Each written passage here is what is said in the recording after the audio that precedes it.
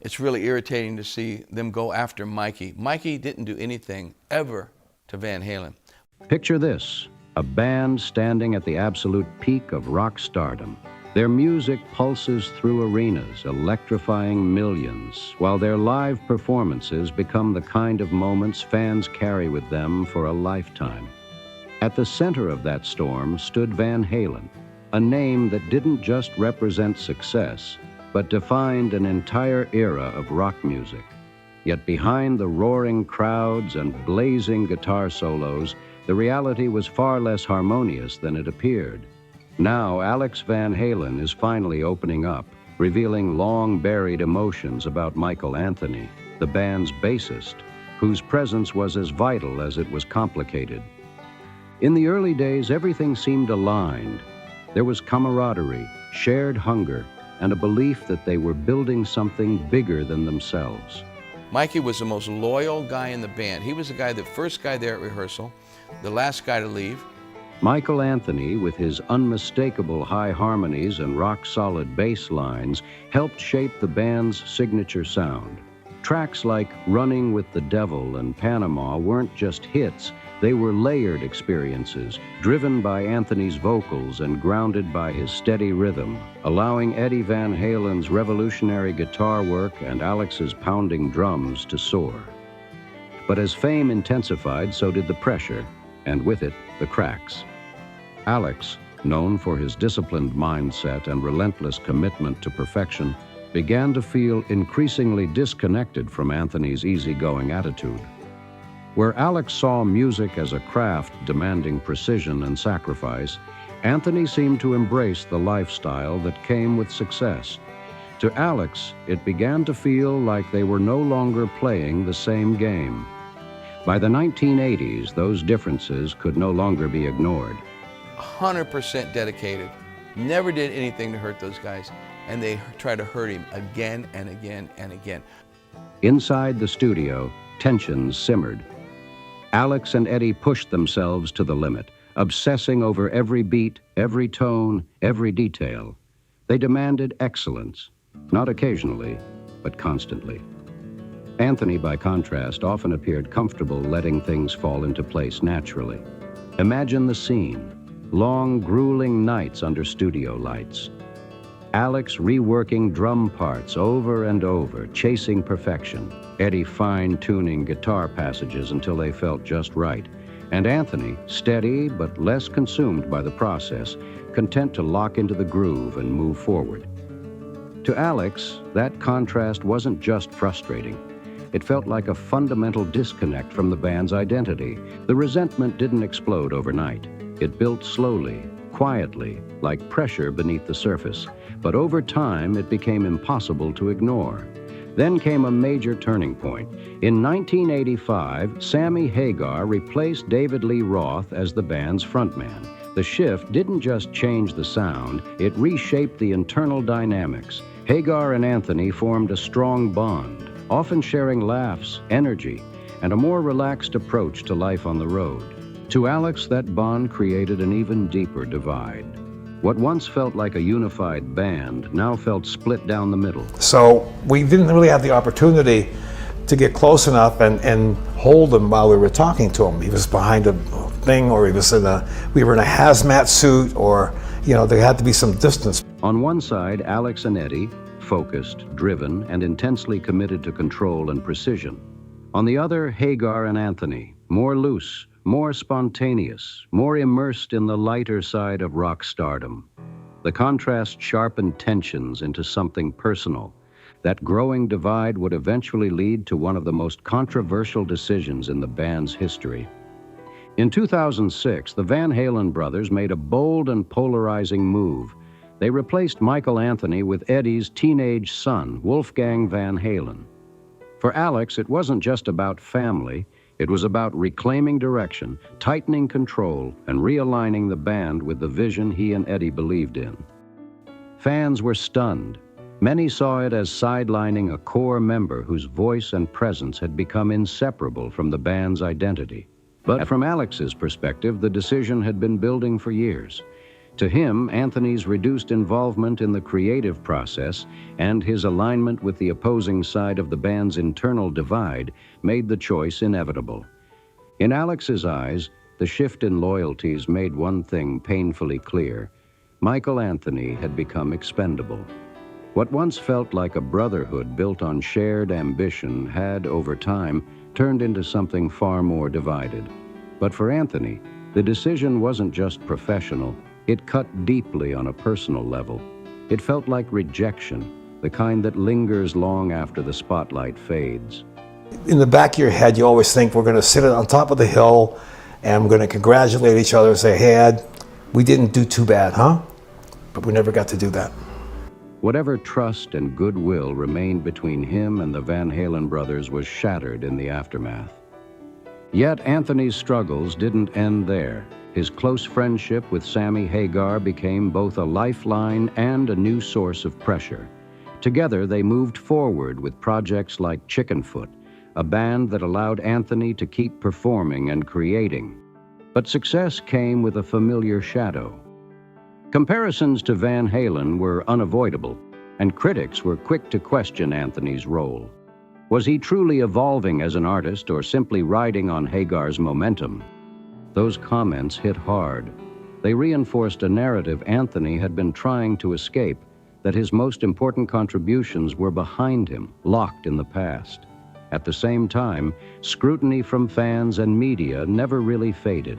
While his live performances were consistently praised, there were constant questions about his place in the creative engine of Van Halen. To many, he wasn't seen as a driving force behind the songwriting, but rather a supporting presence. For Anthony, this wasn't new. Settle any differences that we had in the past or whatever. But that didn't make it any easier to accept. It echoed the same dismissive attitudes he had quietly endured within the band itself, where his contributions often felt overshadowed by the towering personas of Eddie Van Halen and Alex Van Halen. Offstage, the reality of his life told a far more complicated story. Behind the music, Anthony was a man trying to hold together two very different worlds. On one side stood the devoted husband and father, longing for stability and meaningful time with his family. On the other stood the rock star, expected to embrace a lifestyle fueled by chaos, excess, and constant motion. Picture it clearly. Late nights that blur into early mornings, endless tours stretching across continents, and the unspoken pressure to live up to the image of what a rock icon should be. That life came at a cost, and for Anthony, much of that cost was paid at home. Missed birthdays, lost moments, and the quiet weight of knowing he wasn't always there when it mattered most. Wolfgang, he played the House of Blues out here, and I went to the show as his guest, and we sat and talked, and there was a lot of closure for me there. Valerie was there. That internal conflict didn't disappear when the music stopped. If anything, it grew heavier. The spotlight, which once symbolized achievement, began to feel like a mirror, reflecting not only his successes but also his doubts and vulnerabilities. Meanwhile, the media continued to shape a narrative that never quite captured the full picture. While Eddie and Alex were often portrayed as larger-than-life innovators, Anthony was pushed to the background, labeled as dependable but unremarkable. His easygoing personality, something fans genuinely loved, was often misinterpreted. Critics framed it as complacency, as if his calm presence meant a lack of ambition. He wasn't painted as a virtuoso or a visionary, but simply as the reliable bassist, the one who held everything together quietly without demanding attention. But that label came with a sting. Imagine being part of one of the most groundbreaking bands in rock history, yet constantly being described as the weakest link. Anthony's harmonies, those unmistakable high notes that gave Van Halen's sound its signature lift, were frequently overlooked. His bass lines, steady and essential, became invisible precisely because they worked so well. It was in many ways his voice that truly elevated the band's melodies. Michael Anthony didn't just support the sound, he helped define it. just to be able to get up and play with his father. I can totally understand that. But no, I love Wolfie, man. I hadn't seen him in like 20 years. Those soaring harmonies added a dimension that made Van Halen instantly recognizable. Yet time and again, that contribution was overshadowed by the explosive brilliance of Eddie Van Halen's guitar and the sheer force of Alex Van Halen's drumming. What Anthony brought to the table was essential, but rarely celebrated with the same intensity. And even after his time in the band came to an end, that imbalance didn't disappear. As Anthony stepped into a post-Van Halen chapter, building a career beyond the shadow of his former bandmates, he found that the past followed him closely. No matter what he achieved, comparisons were inevitable. The question lingered in the air. Was his success truly his own, or simply an extension of Van Halen's legacy? It turned every accomplishment into something bittersweet. Praise came, but it was often accompanied by doubt. Applause followed by quiet skepticism. The recognition he earned felt incomplete, as though it carried an invisible asterisk. Behind his easy smile and laid-back personality, Anthony carried that weight with him. He remained outwardly positive, approachable, even cheerful, but beneath that surface was a wound that never fully closed, because being underestimated doesn't just fade away, it settles in. Anthony's journey became one of quiet resilience. He didn't lash out or try to rewrite the narrative with loud declarations. Instead, he kept moving forward, balancing the demands of fame with the responsibilities of family, all while trying to prove again and again that his value extended far beyond what critics had chosen to see. Now, as Alex Van Halen looks back on those years, the story that emerges is anything but simple. It's a story of contrasts. On one hand, there was undeniable musical chemistry. Anthony's harmonies and bass lines formed a crucial foundation for the band's sound, a structure that allowed the more explosive elements to shine. Without that foundation, the music wouldn't have felt the same. The success of Van Halen was built on that balance, whether it was openly acknowledged or not. But on the other hand, there was tension, constant, underlying, and deeply personal. For Alex, those contributions were inseparable from the frustration he felt behind the scenes. The conflict wasn't just about notes, timing, or performance. It was about expectations, about discipline, about what it meant to fully commit to something that demanded everything. Imagine being in an environment where perfection wasn't the goal, it was the baseline. Eddie would tell him what to play once in a while and say, no, Mike, don't play that many notes. Just stay on one note, boom, boom, boom, boom, boom, boom, boom, boom, boom, so that I can fuck up and nobody will know it. Every rehearsal, every recording session, every live performance carried the weight of that standard. There was no room for shortcuts, no tolerance for anything less than total dedication. For Alex, maintaining that level required sacrifice. It demanded focus, intensity, and an almost obsessive attention to detail. And that's where the divide grew. Anthony's relaxed, easygoing nature, something that could ease tension in high-pressure moments, often clashed with Alex's relentless pursuit of precision. What once complemented each other eventually became a source of friction. The same personality traits that once brought balance began to highlight their differences. Over time, that shared vision of greatness started to fracture. What had once been unity slowly revealed its fault lines. And so, Michael Anthony's legacy stands as something deeply layered. Fans remember him for his warmth, his humility, and the unmistakable sound he helped create. His contributions remain woven into some of rock's most iconic songs. But behind that legacy is a more complicated truth. A story shaped by both triumph and tension. Because while his harmonies became a defining element of Van Halen's identity, the reality behind the scenes tells a different story. One where recognition didn't always match contribution, and where the quietest voice in the room often carried more than anyone realized. But the reality told a very different story. Behind the thunder of sold-out arenas and the illusion of unity, there were moments of tension, quiet sidelining, and growing distance. Times when Michael Anthony's role within Van Halen felt smaller than it truly was. What fans heard as harmony on stage didn't always reflect harmony behind the scenes. The balance that made the music so powerful often masked the imbalance within the band itself. For Anthony, the struggle was never just about music, it was personal. Being part of a band driven by towering personalities like Eddie Van Halen and Alex Van Halen meant constantly navigating an environment where expectations were sky high and emotions often ran even higher.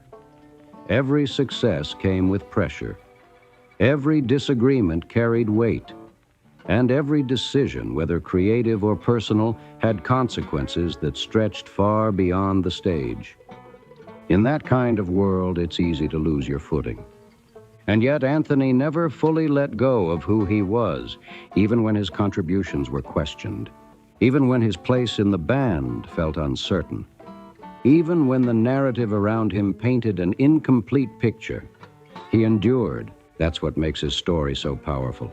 Because while the legacy of Van Halen is often told through explosive guitar solos and larger-than-life performances, there's another side to it, a quieter, more human story about resilience, loyalty, and the emotional cost of greatness. Anthony's journey reminds us that success in rock and roll isn't measured only in album sales or sold-out tours. It's also measured in what it takes out of you, the sacrifices, the missed moments, the internal battles no one sees, the effort to stay grounded while everything around you feels larger than life. His legacy, while celebrated, carries that bitter-sweet edge. It's the story of a man who helped build something iconic, yet often stood in the shadow of it. A man whose voice lifted songs to unforgettable heights, even as his own voice wasn't always fully heard. A man who stayed steady while everything around him shifted. And maybe that's the real story here. Not just the rise of a legendary band, but the cost of being part of one. Because the line between camaraderie and conflict is thinner than it seems, what begins as shared ambition can slowly evolve into division. What starts as brotherhood can fracture under pressure. And what looks like success from the outside can feel very different from within. But through it all, Michael Anthony remained, not perfect, not untouched, but resilient. And as the dust settles on the remarkable, complicated legacy of Van Halen, his story stands as something worth remembering. Not just for what he contributed musically, but for what he endured personally. It's a reminder that behind every iconic sound, there are real people, real struggles, and real sacrifices. And sometimes the strongest ones are the ones who never stop showing up, no matter how they're seen.